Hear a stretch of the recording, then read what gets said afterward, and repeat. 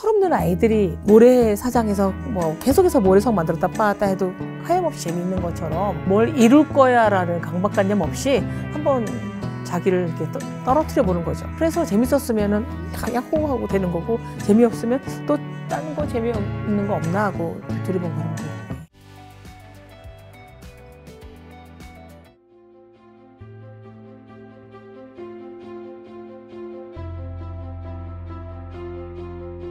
아마 대한민국 여성 기자분 중에서는 가장 또 유명하신 기자분 중 한 분이 아니실까 싶은데, 회사 생활을 1982년에 시작하셨다고. 1982년이란 말보다 그럴 때는 1982년이라고 하는 게 확 와닿았는데, 20세기에 이제 대학 졸업 후에 기자 생활을 시작을 했고요. 네.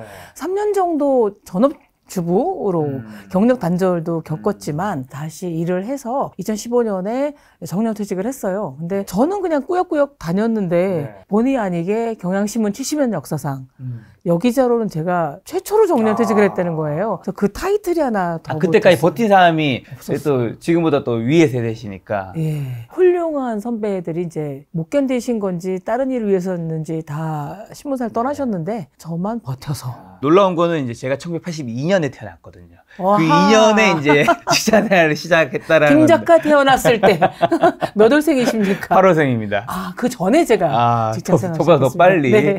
궁금한 거는 네. 30년 넘게 한 직장 생활 하신 거잖아요. 네. 저도 뭐 회사 생활 오래 한 것도 아니지만 요즘 엔지니어들은 뭐 2년, 3년 하다가 그만두고 자기 일을 하시는 분도 있고, 뭐 이제 이직을 하는 경우도 되게 많고, 막 회사가 막 그만두고 싶어서 파이어족도 막 그런 거 비슷한 거잖아요. 네. 빨리 은퇴하고 싶다. 어떻게 30년 넘게. 일단 나 때는 네.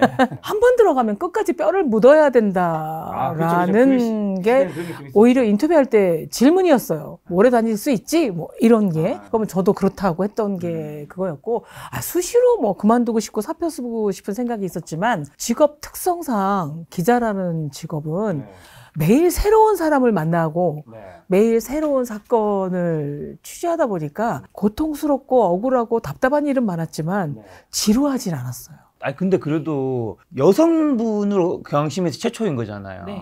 정년퇴임을 맞이하는. 그만큼 우리나라에서 아무리 이제 좋아졌다고 해도 힘들다는 거잖아요. 사실 경단녀라든가 호칭 개항 나온 게 아닌데. 그쵸. 어떻게 다른 분들은 다 이제 그 중간에 다 그만두시는데. 이거는 남들에게 소개하거나 뭐 조언해 드릴 수가 없는 게, 제가 정년까지 버틴 건 딱 두 가지 의미예요. 첫 번째는 저희 타고난 둔감성이에요. 그러니까 뭐 제가 박해를 받아도, 안팎 가정 살림에서 힘들어도, 뭐 그때 저희 남편 부도나고 우리 엄마 치매 걸리고. 네, 백수예요 지금은.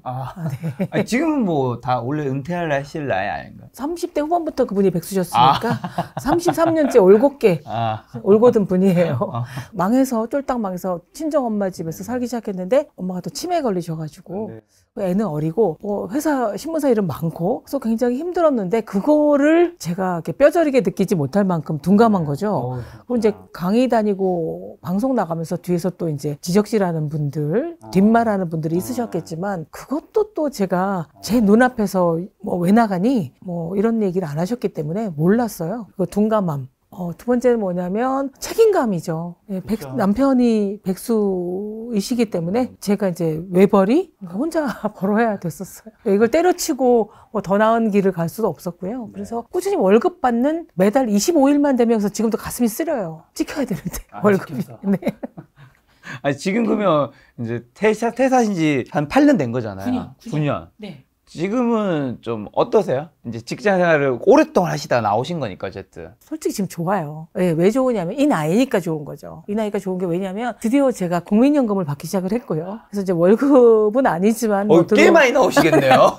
30년 넘게 하셨으니까. 적다고는 못하겠어요. 국민연금도 나오고, 특히 이제 또 올해는 제가 드디어 경로 우대증도 나오죠. 만 65세가. 네. 65세 넘으셨어요? 돼가요. 예.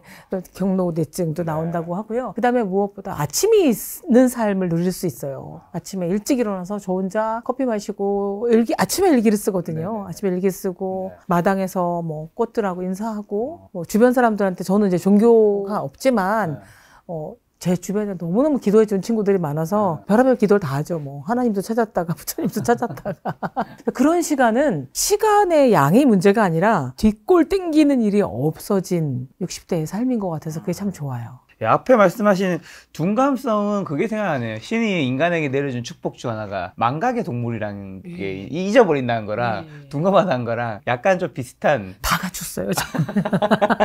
잘 잊어먹어요. 그러면 이제 지금 이제 다 겪어보시니까 이제 직장 생활도 겪어보셨고 이제 어떻게 보면 프리랜서로서 조금 자유로운 삶도 겪어보셨잖아요. 이걸 다 알고 좀 돌아가신다면 회사를 조금 더 빨리 그만두셨을 것 같으세요? 아니면 여전히 정년까지는 하고 내일을 했을 것 같으세요?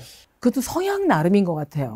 그러니까 자기가 정말 나는 뭔가 나만의 일을 잘 할 수 있고 나를 브랜딩할 수도 있고 조직과 안 맞고 뭐 그런 일에 있으신다면 굳이 그렇게 정년까지 회사에 조직원으로 부속품으로 있을 이유가 없어요. 뭐 하루라도 빨리 나가서 뭐 창업하셔도 되고 뭐 전업 작가로 나가셔도 되고 김 작가처럼 이렇게 유튜버로서 성공을 할 수도 있으나 대부분의 사람들한테 그런 자신을 확실히 아는 내가 뭘 좋아하지 뭘 잘할 수 있지를 잘 모르기 때문에 그럴 경우에는 저처럼 은은하고 잔잔하게 월급에 감사하고 다가올 퇴직금에 이제 기대하면서 그리고 그때는 저는 참 감사했던 게 동료들하고 잘 지냈어요. 예, 아침에 출근하면 동료들하고 뭐 커피 마시고 그런 기대감들이 재밌죠. 있었어요. 예, 그게 좋아서 저는 정년까지 한 게 마땅하지만, 근데 저는 그때가 만 56세 때 퇴직한 거거든요. 2015년까지는 저희 신문에서는 만 56세였고요. 그러니까 국가적으로 정년은 60으로 늘어난 게 2016년이라. 근데 저는 그 4년이 빨리 나온 게 참 좋았던 것 같아요. 60세까지 안 버틴 거는 잘한 것 같아요.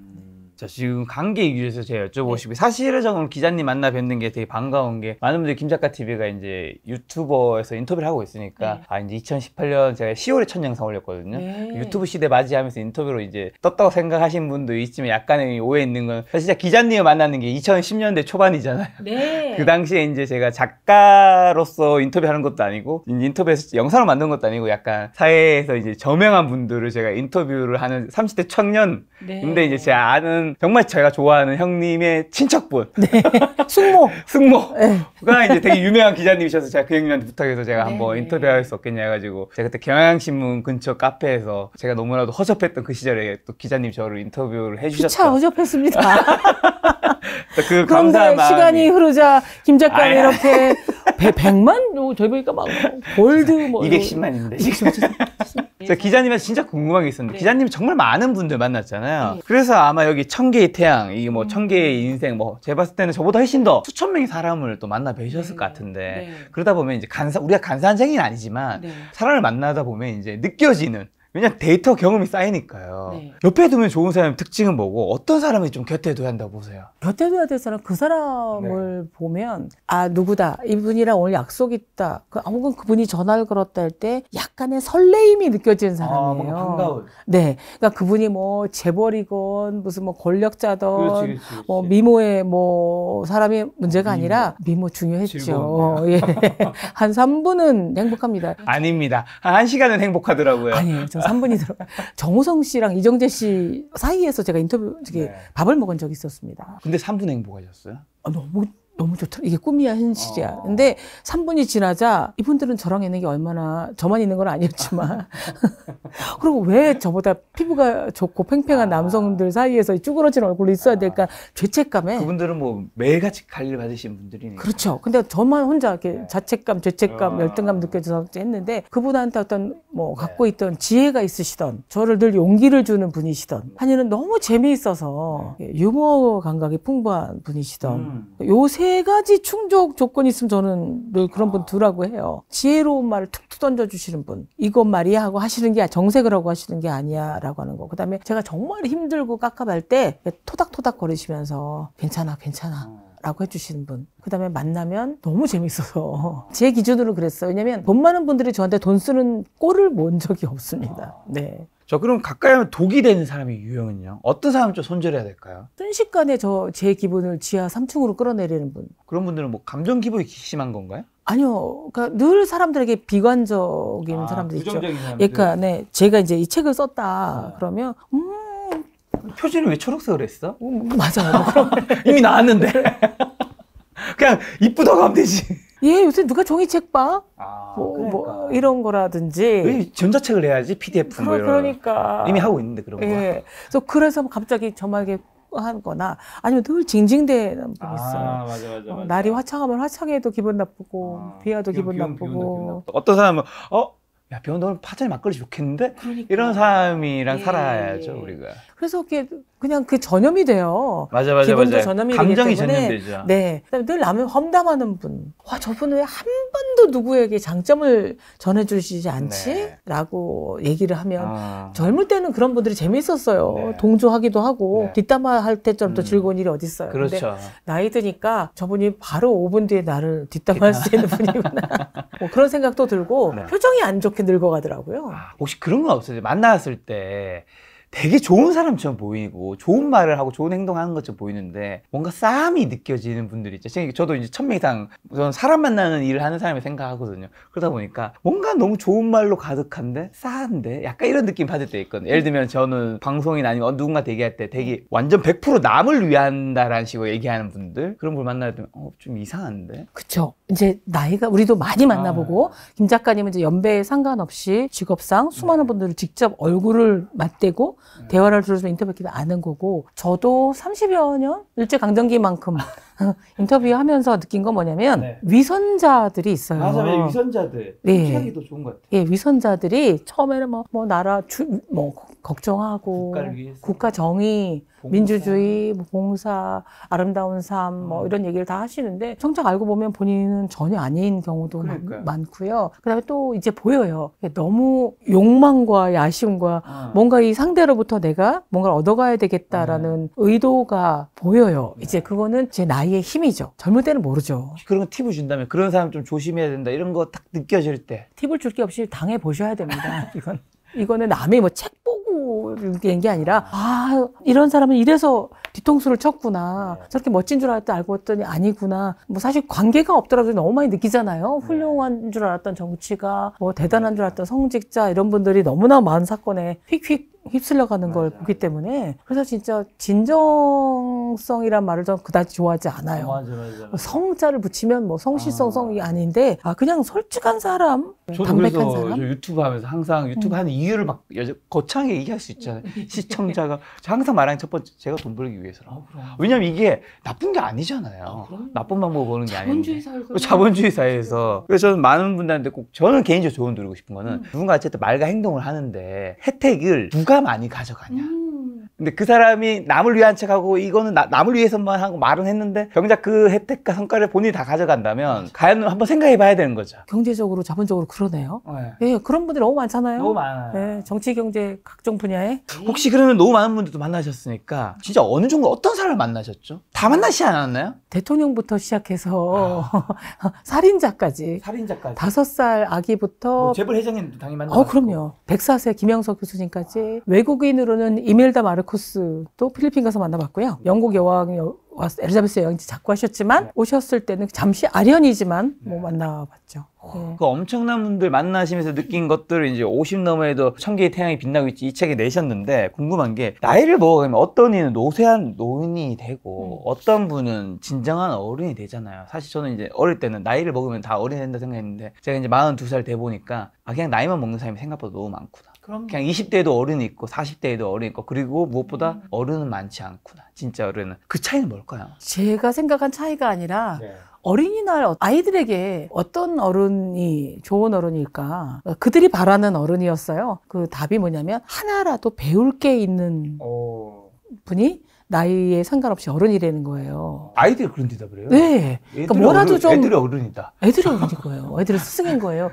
그러니까 예컨대 이런 거죠. 영화 인턴에서 뭐 로버트 니로가 했던 벤자민이라는 역할을 한 사람은 뭐 전에도 뭐 좀 고위직에 있었다 하더라도 이 사람이 젊은 그런 MZ 세대들에게 뭐 자기가 들던 서류 가방을 뭐 준다든가 넥타이 매너법 하나 알려준다든가 그리고 그 젊은 30 초반의 여사장이 시리에 빠져 울고 있을 때 따독따독 거리면서 손수건을 주면서 손수건 남에게 빌려주라는 게 더 용도다. 이런 얘기 해주는 거. 저 너무 소름 돋는 게 촬영을 위해서 뭐 질문이 준비할 거잖아요. 어저께 준비하는데 짧게 한 편 봤던 CF가가 인턴이었거든요.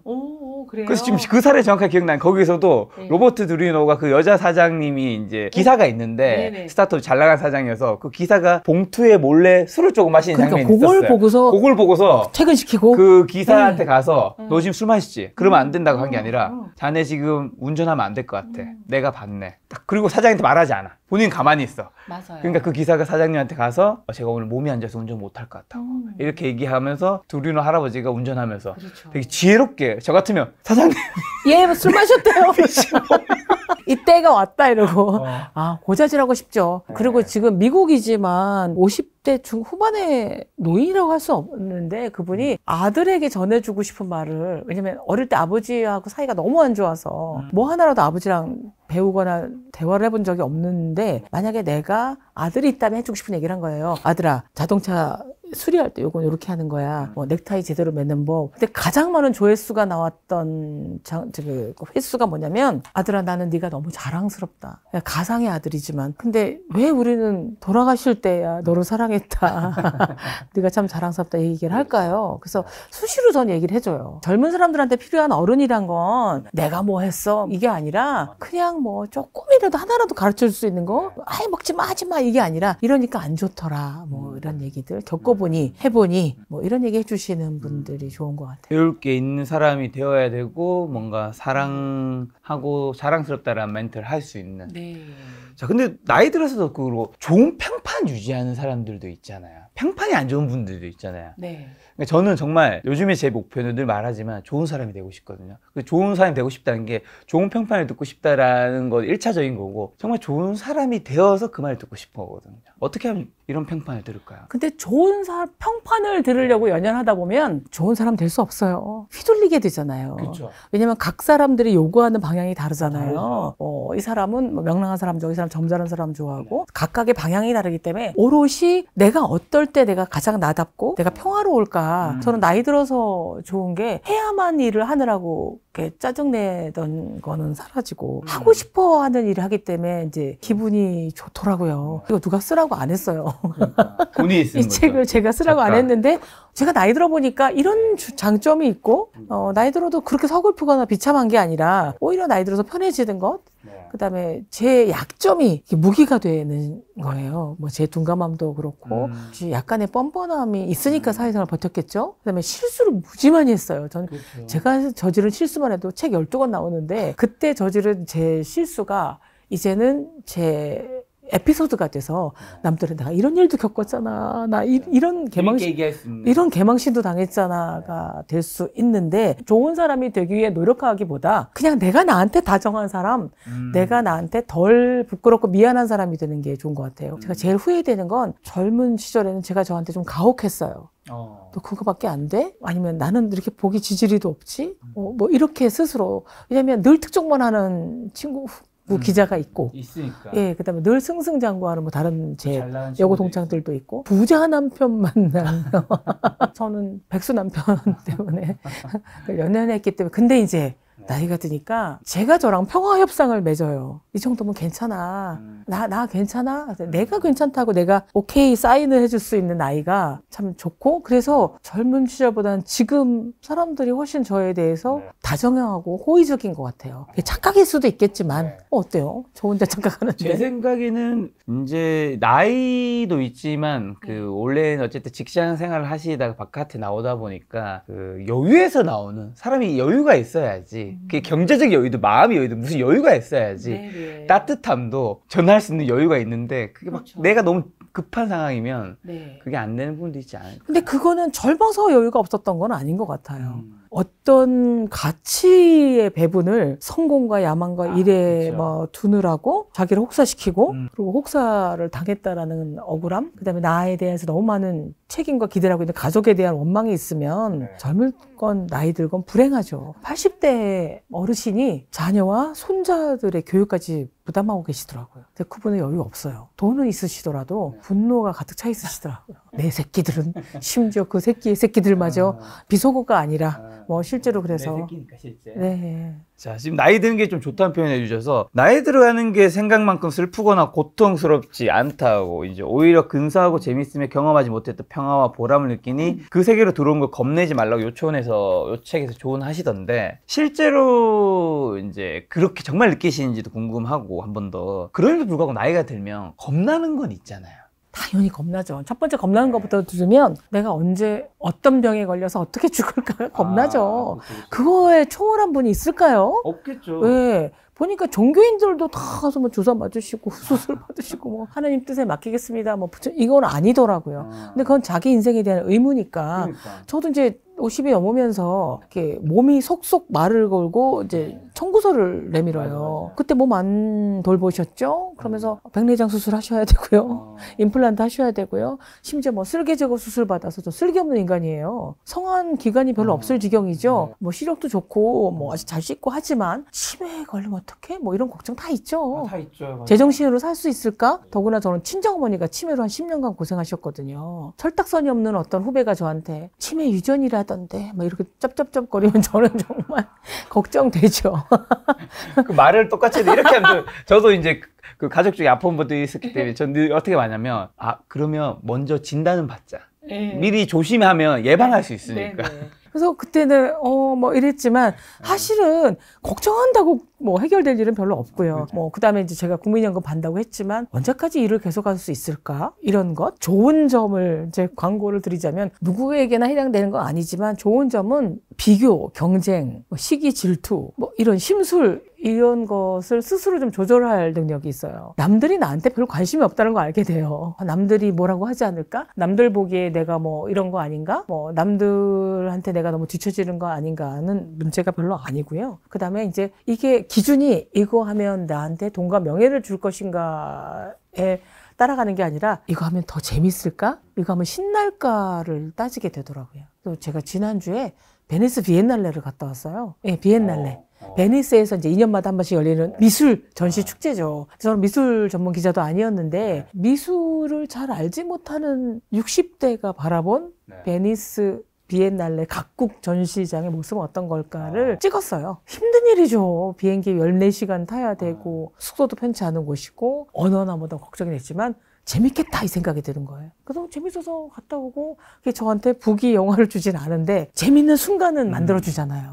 그러니까 많이 들어서 처음으로 도전정신 그다음에 더 능동태가 되는 것 같아요. 예전에는 뭐 이런 거 써야 돼. 저 사람 취재해가 뭐 이건 해야 돼. 수동태를 받아들였다면 이제 능동태. 이거 해보자. 뭐 어때? 안 하면 뭐 안 되면 어쩌겠어? 할 수 없지 뭐. 뭐 이런 거. 제가 재미있게 읽었던 일본 소설 중에 굉장히 대중소설이고 별로 독자들에게 권할 소설은 아니지만 제목이 곧 죽을 거니까 해요. 80이 다 돼가는 할머니가 멋쟁이 할머니가 뭐 이런 이야기예요. 곧 죽을 거니까 있는 동안 자기한테 잘해줘야 되겠다는 얘기였거든요. 근데 재밌겠다라는 생각하는 것 자체가 어떻게 보면 자기 삶을 그전에도 좀 능동적으로 살아오셨으니까 60 이후에도 능동적으로 재밌게 사시는 분이 이전에 그렇게 살아보지도 않았던 사람이 그렇게 살 수 있는 게 아니라 그전에도 그런 훈련이 잘 되어 있는 분이니까 은퇴 이후에도 또 재밌게 살고 계신 게 아닌가. 주변에 보면 이거는 해야 되겠다라고 하면서 쓸데없이 이상한 분야의 공부를 한다거나 자격증에 연연해 한다거나 뭐 남들이 하니까 골프를 한다거나 경험치는 쌓이겠지만 깊어지지도 않고 그다지 행복하지 않다는 거죠. 그래서 그러는 것보다는 요거 하면 재밌을까라고 생각하면 철없는 아이들이 모래사장에서 뭐 계속해서 모래성 만들었다 빠았다 해도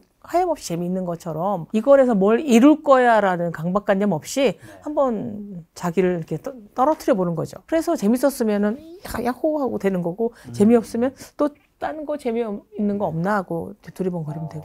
지금 마인드 좀 관련된 거 여쭤보면 몸의 노화보다 감성이 마모를 경계하라는 멘트가 있더라고요. 네. 요거 어떤 얘기예요? 저 뭐 좀 좋아할 것 같은 얘기이긴 한데 저는. 이제 법정 스님이 하신 얘기예요. 네. 우리가 늙고 병들 걸 두려워하지 말고 감성이 마모되는 걸 두려워해야 된다라고 하는 거죠. 저도 이제 나이 들어서 제가 가장 결여되는 제일 부족해지는 언어가 감탄사예요. 와, 좋다, 멋지다, 맛있는데, 재밌는데? 이런 언어들이 어릴 때는 시키지 않아도 저절로 나오지만 점잖아야 된다, 좀 참아야 된다라는 생각에 커피 한 잔을 마셔도 와, 커피 맛있다 이게 아니라 커피 15 이런다든가 그걸 점잖다. 그런 것도 있고 사실 뭐 좋은 것도 많이 먹어보고 많이 봤으니까. 꼭 그 차원은 아니라요. 감탄사를 남들에게 전해주는 태도가 어른들과 아이들의 장벽을 무너뜨리는 것 같아요. 저는 그러니까 손자가 있어요.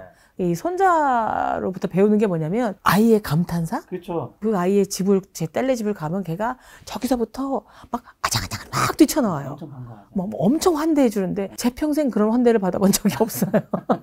와, 나를 환대해 주는 존재가 있구나. 너무 감동스럽고 이거 맛있어? 그럼 맛있어요. 뭐 이러는 거예요.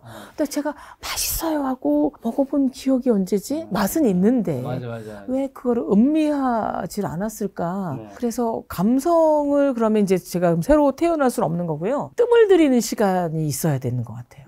감성을 위해서 커피도 이렇게 한 잔 먹어보고 하면서 이렇게 음미해보아야 이렇게 나오잖아요. 그래서 전시를 이제 보고 왔는데 예전에는 기사를 써야 되는 전시들이었잖아요.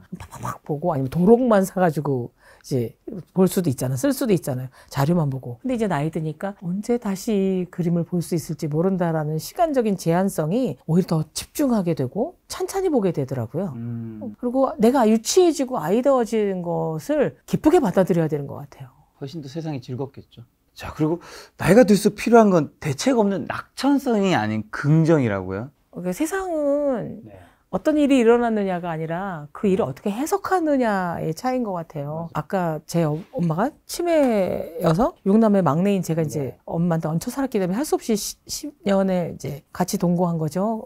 치매 엄마랑. 근데 그거를 나만 왜 우리 엄마한테 이렇게 간병해야 돼라거나 우리 엄마가 나 때문에 이렇게 걸리셨나란 자책감보다는 큰오빠하고 15년 차이예요. 6남매라서 6남매 6분의 1이었던 제가 온전한 우리 엄마를 제가 사랑하고 우리 엄마가 치매셨지만 얌전한 치매셔서 가면 왔나라고 인사해 주시고 괜찮다 고맙다 이 말을 듣는 게 저한테 너무 축복이었어요. 같은 상황이지만 근데 제 남편도 이제 너무 제가 많이 떠들긴 한데 백수라고 그게 저로 하여금 계속 일을 해야 된다라는 분발심을 주기도 하고요. 신문 기자지만 뭐 방송도 하고 강의도 하면서 이렇게 다른 부수입을 얻게 된 원동력이기도 하고 제가 모르는 능력이 자꾸 생기더라고요. 딴 일을 하다 보니까 기자할 때 강의하라 그러길래 제가 무슨 강의를 해요. 저는 글 쓰는 사람인데 근데 강의를 했어요. 근데 그 강의가 이제 제 수입의 주 수입원이에요. 강사료가 높기 때문에 그래서 언제 어떻게 내 안에 있는 게 뭔지 모르기 때문에